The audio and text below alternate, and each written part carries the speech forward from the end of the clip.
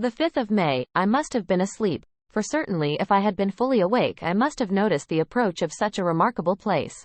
In the gloom the courtyard looked of considerable size, and as several dark ways led from it under great round arches, it perhaps seemed bigger than it really is. I have not yet been able to see it by daylight. When the calèche stopped, the driver jumped down and held out his hand to assist me to alight. Again I could not but notice his prodigious strength. His hand actually seemed like a steel vice that could have crushed mine if he had chosen. Then he took out my traps, and placed them on the ground beside me as I stood close to a great door, old and studded with large iron nails, and set in a projecting doorway of massive stone. I could see even in the dim light that the stone was massively carved, but that the carving had been much worn by time and weather. As I stood, the driver jumped again into his seat and shook the reins. The horses started forward, and trap and all disappeared down one of the dark openings. I stood in silence where I was, for I did not know what to do. Of bell or knocker there was no sign. Through these frowning walls and dark window openings it was not likely that my voice could penetrate. The time I waited seemed endless, and I felt doubts and fears crowding upon me. What sort of place had I come to, and among what kind of people? What sort of grim adventure was it on which I had embarked? Was this a customary incident in the life of a solicitor's clerk sent out to explain the purchase of a London estate to a foreigner? Solicitor's clerk. Mina would not like that. Solicitor. For just before leaving London I got word that my examination was successful, and I am now a full-blown solicitor. I began to rub my eyes and pinch myself to see if I were awake. It all seemed like a horrible nightmare to me, and I expected that I should suddenly awake, and find myself at home, with the dawn struggling in through the windows, as I had now and again felt in the morning after a day of overwork. But my flesh answered the pinching test, and my eyes were not to be deceived. I was indeed awake and among the Carpathians. All I could do now was to be patient, and to wait the coming of the morning. Just as I had come to this conclusion I heard a heavy step approaching behind the great door, and saw through the chinks the gleam of a coming light. Then there was the sound of rattling chains and the clanking of massive bolts drawn back. A key was turned with the loud grating noise of long disuse, and the great door swung back. Within stood a tall old man, clean-shaven save for a long white mustache, and clad in black from head to foot, without a single speck of color about him anywhere. He held in his hand an antique silver lamp, in which the flame burned without chimney or globe of any kind, throwing long quivering shadows as it flickered in the draught of the open door. The old man motioned me in with his right hand with a courtly gesture, saying in excellent English, but with a strange intonation, "Welcome to my house. Enter freely and of your own will." He made no motion of stepping to meet me, but stood like a statue, as though his gesture of welcome had fixed him into stone. The instant, however, that I had stepped over the threshold, he moved impulsively forward, and holding out his hand grasped mine with a strength which made me wince, an effect which was not lessened by the fact that it seemed as cold as ice, more like the hand of a dead than a living man. Again he said, "Welcome to my house. Come freely. Go safely, and leave something of the happiness you bring." The strength of the handshake was so much akin to that which I had noticed in the driver, whose face I had not seen, that for a moment I doubted if it were not the same person to whom I was speaking. So to make sure, I said interrogatively, "Count Dracula?" He bowed in a courtly way as he replied, "I am Dracula, and I bid you welcome, Mr. Harker, to my house. Come in. The night air is chill, and you must need to eat and rest." As he was speaking, he put the lamp on a bracket on the wall, and stepping out, took my luggage. He had carried it in before I could forestall him. I protested, but he insisted. "Nay, sir, you are my guest. It is late, and my people are not available. Let me see to your comfort myself." He insisted on carrying my traps along the passage, and then up a great winding stair, and along another great passage, on whose stone floor our steps rang heavily. At the end of this he threw open a heavy door, and I rejoiced to see within a well-lit room in which a table was spread for supper, and on whose mighty hearth a great fire of logs, freshly replenished, flamed and flared. The Count halted, putting down my bags, closed the door, and crossing the room, opened another door, which led into a small octagonal room lit by a single lamp, and seemingly without a window of any sort. Passing through this, he opened another door, and motioned me to enter. It was a welcome sight, for here was a great bedroom well lighted and warmed with another log fire, also added to but lately, for the top logs were fresh, which sent a hollow roar up the wide chimney. The Count himself left my luggage inside and withdrew, saying, before he closed the door, "You will need, after your journey, to refresh yourself by making your toilet. I trust you will find all you wish. When you are ready, come into the other room, where you will find your supper prepared." The light and warmth and the Count's courteous welcome seemed to have dissipated all my doubts and fears.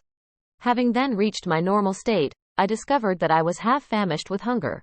So making a hasty toilet, I went into the other room. I found supper already laid out. My host, who stood on one side of the great fireplace, leaning against the stonework, made a graceful wave of his hand to the table, and said, "I pray you, be seated and sup how you please. You will, I trust, excuse me that I do not join you, but I have dined already, and I do not sup." I handed to him the sealed letter which Mr. Hawkins had entrusted to me. He opened it and read it gravely. Then, with a charming smile, he handed it to me to read. One passage of it, at least, gave me a thrill of pleasure.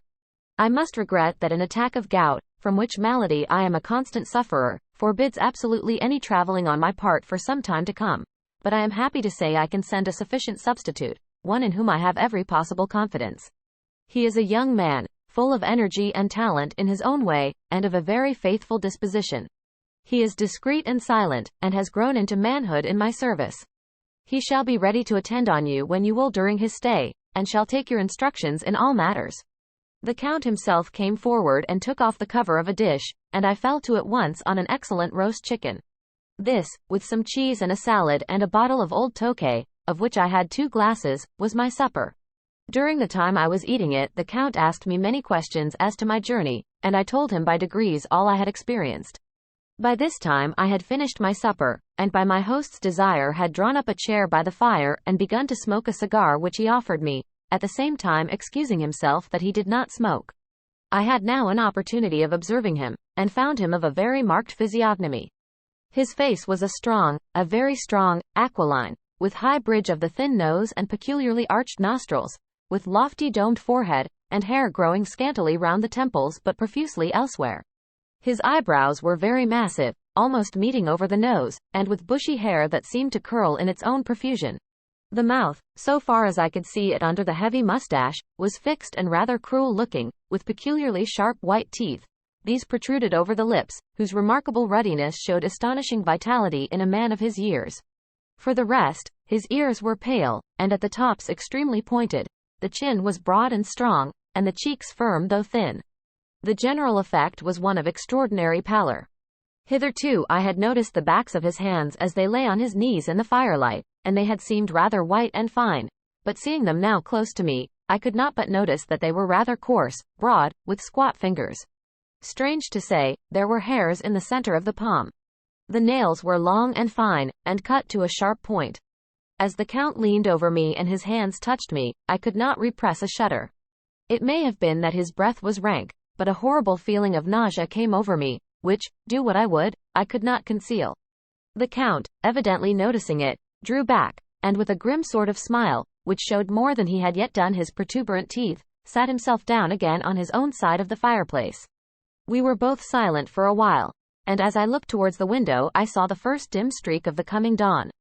There seemed a strange stillness over everything, but as I listened I heard as if from down below in the valley the howling of many wolves. The Count's eyes gleamed, and he said, "Listen to them, the children of the night. What music they make." Seeing, I suppose, some expression in my face strange to him, he added, "Ah, sir, you dwellers in the city cannot enter into the feelings of the hunter." Then he rose and said, "But you must be tired. Your bedroom is all ready, and tomorrow you shall sleep as late as you will. I have to be away till the afternoon, so sleep well and dream well." With a courteous bow, he opened for me himself the door to the octagonal room, and I entered my bedroom. I am all in a sea of wonders. I doubt, I fear, I think strange things, which I dare not confess to my own soul. God keep me, if only for the sake of those dear to me. I slept till late in the day, and awoke of my own accord. When I had dressed myself I went into the room where we had supped, and found a cold breakfast laid out, with coffee kept hot by the pot being placed on the hearth. There was a card on the table, on which was written, "I have to be absent for a while. Do not wait for me, D." I set to and enjoyed a hearty meal. When I had done, I looked for a bell, so that I might let the servants know I had finished, but I could not find one. There are certainly odd deficiencies in the house, considering the extraordinary evidences of wealth which are round me. The table service is of gold, and so beautifully wrought that it must be of immense value. The curtains and upholstery of the chairs and sofas and the hangings of my bed are of the costliest and most beautiful fabrics, and must have been of fabulous value when they were made, for they are centuries old, though in excellent order. I saw something like them in Hampton Court, but there they were worn and frayed and moth-eaten. But still in none of the rooms is there a mirror. There is not even a toilet glass on my table, and I had to get the little shaving glass from my bag before I could either shave or brush my hair.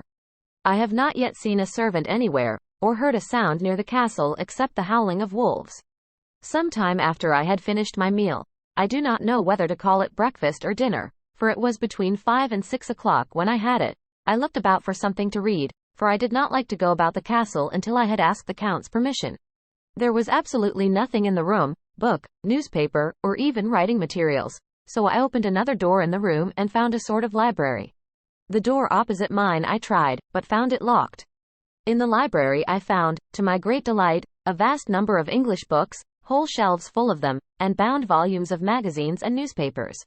A table in the center was littered with English magazines and newspapers, though none of them were of very recent date. The books were of the most varied kind: history, geography, politics, political economy, botany, geology, law, all relating to England and English life and customs and manners.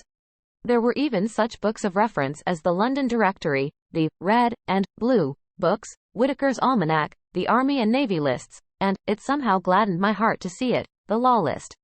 Whilst I was looking at the books, the door opened, and the Count entered. He saluted me in a hearty way, and hoped that I had had a good night's rest. Then he went on. I am glad you found your way in here, for I am sure there is much that will interest you. These companions, and he laid his hand on some of the books, have been good friends to me, and for some years past, ever since I had the idea of going to London, have given me many, many hours of pleasure. Through them I have come to know your great England, and to know her is to love her. I long to go through the crowded streets of your mighty London, to be in the midst of the whirl and rush of humanity, to share its life, its change, its death, and all that makes it what it is. But alas! As yet I only know your tongue through books. To you, my friend, I look that I know it to speak. But, Count, I said, you know and speak English thoroughly. He bowed gravely. I thank you, my friend, for your all too flattering estimate, but yet I fear that I am but a little way on the road I would travel. True, I know the grammar and the words, but yet I know not how to speak them. Indeed, I said, you speak excellently. Not so, he answered. Well, I know that, did I move and speak in your London, none there are who would not know me for a stranger. That is not enough for me. Here I am noble. I am boyar. The common people know me, and I am master. But a stranger in a strange land, he is no one. Men know him not, and to know not is to care not for. I am content if I am like the rest, so that no man stops if he see me, or pause in his speaking if he hear my words. Ha, ha. A stranger. I have been so long master that I would be master still, or at least that none other should be master of me.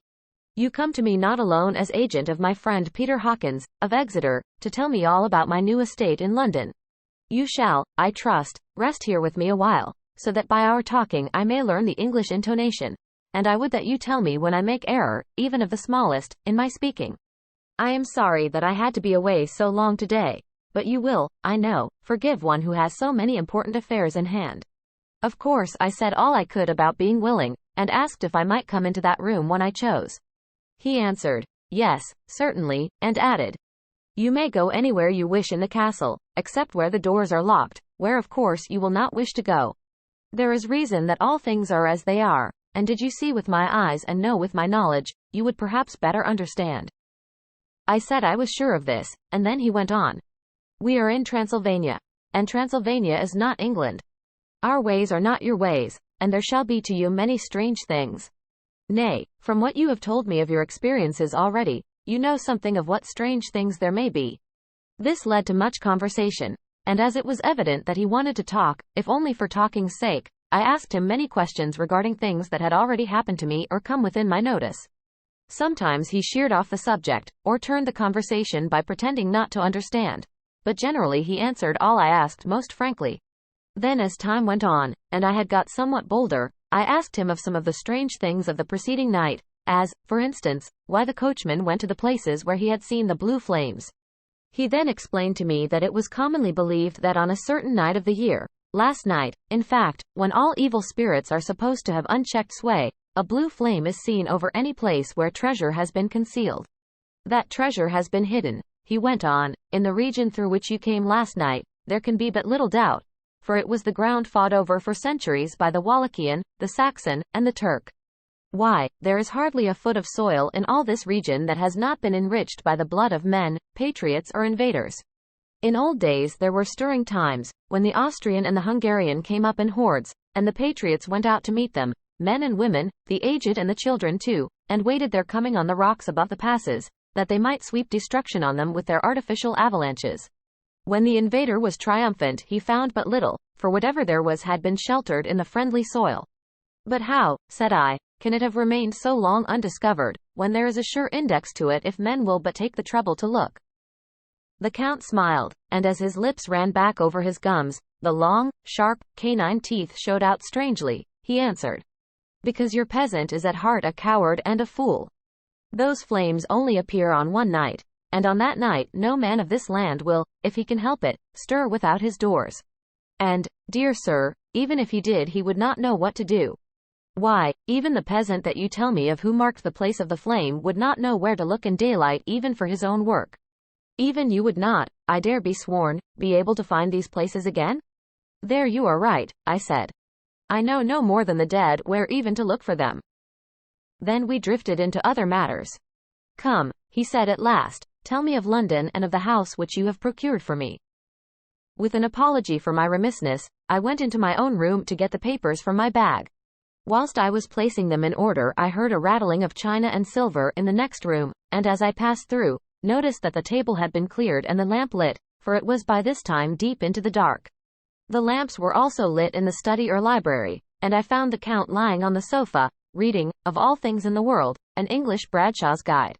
When I came in he cleared the books and papers from the table, and with him I went into plans and deeds and figures of all sorts. He was interested in everything, and asked me a myriad questions about the place and its surroundings. He clearly had studied beforehand all he could get on the subject of the neighborhood, for he evidently at the end knew very much more than I did. When I remarked this, he answered, well, but, my friend, is it not needful that I should? When I go there, I shall be all alone, and my friend Harker Jonathan, nay, pardon me, I fall into my country's habit of putting your patronymic first. My friend Jonathan Harker will not be by my side to correct and aid me. He will be in Exeter, miles away, probably working at papers of the law with my other friend, Peter Hawkins. So, we went thoroughly into the business of the purchase of the estate at Purfleet. When I had told him the facts and got his signature to the necessary papers, and had written a letter with them ready to post to Mr. Hawkins, he began to ask me how I had come across so suitable a place. I read to him the notes which I had made at the time, and which I inscribe here. At Purfleet, on a by-road, I came across just such a place as seemed to be required, and where was displayed a dilapidated notice that the place was for sale. It is surrounded by a high wall, of ancient structure, built of heavy stones, and has not been repaired for a large number of years. The closed gates are of heavy old oak and iron, all eaten with rust. The estate is called Carfax, no doubt a corruption of the old Catraface, as the house is four-sided, agreeing with the cardinal points of the compass. It contains in all some 20 acres, quite surrounded by the solid stone wall above mentioned. There are many trees on it, which make it in places gloomy, and there is a deep, dark-looking pond or small lake, evidently fed by some springs, as the water is clear and flows away in a fair-sized stream. The house is very large and of all periods back, I should say, to medieval times, for one part is of stone immensely thick, with only a few windows high up and heavily barred with iron. It looks like part of a keep, and is close to an old chapel or church. I could not enter it, as I had not the key of the door leading to it from the house, but I have taken with my Kodak views of it from various points. The house has been added to, but in a very straggling way, and I can only guess at the amount of ground it covers, which must be very great. There are but few houses close at hand, one being a very large house only recently added to and formed into a private lunatic asylum. It is not, however, visible from the grounds. When I had finished, he said, I am glad that it is old and big. I myself am of an old family, and to live in a new house would kill me. A house cannot be made habitable in a day, and, after all, how few days go to make up a century. I rejoice also that there is a chapel of old times. We Transylvanian nobles love not to think that our bones may lie amongst the common dead. I seek not gaiety nor mirth, not the bright voluptuousness of much sunshine and sparkling waters which please the young and gay. I am no longer young, and my heart, through weary years of mourning over the dead, is not attuned to mirth. Moreover, the walls of my castle are broken, the shadows are many, and the wind breathes cold through the broken battlements and casements. I love the shade and the shadow, and would be alone with my thoughts when I may. Somehow his words and his look did not seem to accord, or else it was that his cast of face made his smile look malignant and saturnine. Presently, with an excuse, he left me, asking me to put all my papers together. He was some little time away, and I began to look at some of the books around me. One was an atlas, which I found opened naturally at England, as if that map had been much used. On looking at it I found in certain places little rings marked, and on examining these I noticed that one was near London on the east side, manifestly where his new estate was situated. The other two were Exeter and Whitby on the Yorkshire coast. It was the better part of an hour when the Count returned. Aha, he said, still at your books? Good. But you must not work always. Come, I am informed that your supper is ready. He took my arm, and we went into the next room, where I found an excellent supper ready on the table. The Count again excused himself, as he had dined out on his being away from home. But he sat as on the previous night, and chatted whilst I ate. After supper I smoked, as on the last evening, and the Count stayed with me, chatting and asking questions on every conceivable subject, hour after hour. I felt that it was getting very late indeed, but I did not say anything, for I felt under obligation to meet my host's wishes in every way. I was not sleepy, as the long sleep yesterday had fortified me, but I could not help experiencing that chill which comes over one at the coming of the dawn, which is like, in its way, the turn of the tide. They say that people who are near death die generally at the change to the dawn or at the turn of the tide. Anyone who has, when tired, and tied as it were to his post, experienced this change in the atmosphere can well believe it. All at once we heard the crow of a cock coming up with preternatural shrillness through the clear morning air. Count Dracula, jumping to his feet, said, Why, there is the morning again. How remiss I am to let you stay up so long.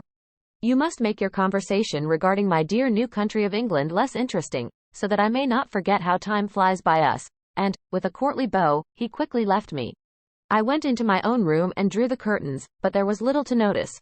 My window opened into the courtyard. All I could see was the warm grey of quickening sky. So I pulled the curtains again, and have written of this day. The 8th of May, I began to fear as I wrote in this book that I was getting too diffuse, but now I am glad that I went into detail from the first, for there is something so strange about this place and all in it that I cannot but feel uneasy. I wish I were safe out of it, or that I had never come. It may be that this strange night existence is telling on me, but would that were all. If there were any one to talk to I could bear it, but there is no one. I have only the Count to speak with, and I fear I am myself the only living soul within the place. Let me be prosaic so far as facts can be. It will help me to bear up, and imagination must not run riot with me. If it does I am lost. Let me say at once how I stand, or seem to.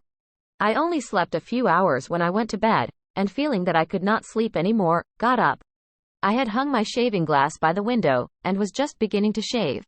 Suddenly I felt a hand on my shoulder, and heard the Count's voice saying to me, Good morning. I started, for it amazed me that I had not seen him, since the reflection of the glass covered the whole room behind me. In starting I had cut myself slightly, but did not notice it at the moment. Having answered the Count's salutation, I turned to the glass again to see how I had been mistaken. This time there could be no error, for the man was close to me, and I could see him over my shoulder. But there was no reflection of him in the mirror. The whole room behind me was displayed, but there was no sign of a man in it, except myself. This was startling, and, coming on the top of so many strange things, was beginning to increase that vague feeling of uneasiness which I always have when the Count is near. But at the instant I saw that the cut had bled a little, and the blood was trickling over my chin. I laid down the razor, turning as I did so half round to look for some sticking plaster. When the Count saw my face, his eyes blazed with a sort of demoniac fury, and he suddenly made a grab at my throat. I drew away, and his hand touched the string of beads which held the crucifix. It made an instant change in him, for the fury passed so quickly that I could hardly believe that it was ever there. "Take care," he said, "take care how you cut yourself. It is more dangerous than you think in this country." Then seizing the shaving glass, he went on, "And this is the wretched thing that has done the mischief. It is a foul bauble of man's vanity. Away with it." And opening the heavy window with one wrench of his terrible hand, he flung out the glass, which was shattered into 1,000 pieces on the stones of the courtyard far below. Then he withdrew without a word. It is very annoying, for I do not see how I am to shave, unless in my watch case or the bottom of the shaving pot, which is fortunately of metal. When I went into the dining room, breakfast was prepared, but I could not find the Count anywhere. So I breakfasted alone. It is strange that as yet I have not seen the Count eat or drink. He must be a very peculiar man. After breakfast, I did a little exploring in the castle. I went out on the stairs, and found a room looking towards the south. The view was magnificent, and from where I stood there was every opportunity of seeing it. The castle is on the very edge of a terrible precipice. A stone falling from the window would fall 1,000 feet without touching anything. As far as the eye can reach is a sea of green treetops, with occasionally a deep rift where there is a chasm. Here and there are silver threads where the rivers wind in deep gorges through the forests. But I am not in heart to describe beauty, for when I had seen the view I explored further. Doors, doors, doors everywhere, and all locked and bolted. In no place save from the windows in the castle walls is there an available exit. The castle is a veritable prison, and I am a prisoner.